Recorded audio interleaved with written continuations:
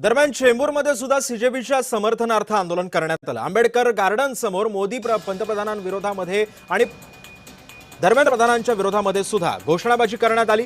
आंदोलक विद्यार्थ्यांना पोलिसांनी सुद्धा ताब्यात घेतलेला आहे। आदित्य ठाकरे, अमित ठाकरे पोलीस ठाण्यामध्ये पोहोचलेत। या सगळ्या पार्श्वभूमीवरती सरकार विरोधात जोरदार घोषणाबाजी सुद्धा या आंदोलकांनी केली आहे। नक्कीच जे देशद्रोही सरकार भाजपचं आमच्या राज्यात बसलेलं आहे किंवा देशात बसलेलं आहे, जे देशासाठी तरुण रस्त्यावर येतात त्यांना अतिरेकी ठरवलं जात आहे। आणि हेच पुन्हा एकदा सांगतो, जेवढी दडपशाही तुमची वाढत जाईल, जेवढं तुमची पावलं सरकारकडून हिंसक होतील, तेवढं आंदोलने चिघळेल। तुम्हाला जर आम्हाला व्यक्त होऊन द्यायचं असेल शांततापूर्व तर तसंच होऊ द्या।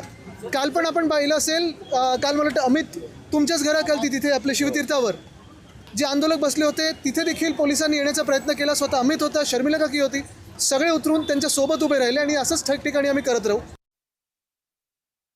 मुंबई पोलीस खूपच आमचं सहकार्य करते, प्रोटेस्टर्सचं सहकार्य करते, त्याच्यामुळे त्यांना पण सोडायचं। मी काल काही पोलिसांशी बोललो, ते बोलले आमच्या घरी पण मुलं बाळ आहेत, त्याच्यामुळे त्यांना डिटेन करून सोडणार आहेत। पण मला वाटतं की हे जे तरुण रक्त जे उतरलंय ते अतिशय उत्तम आहे आणि मला वाटतं असा हा आवाज सरकारपर्यंत पोहोचला पाहिजे।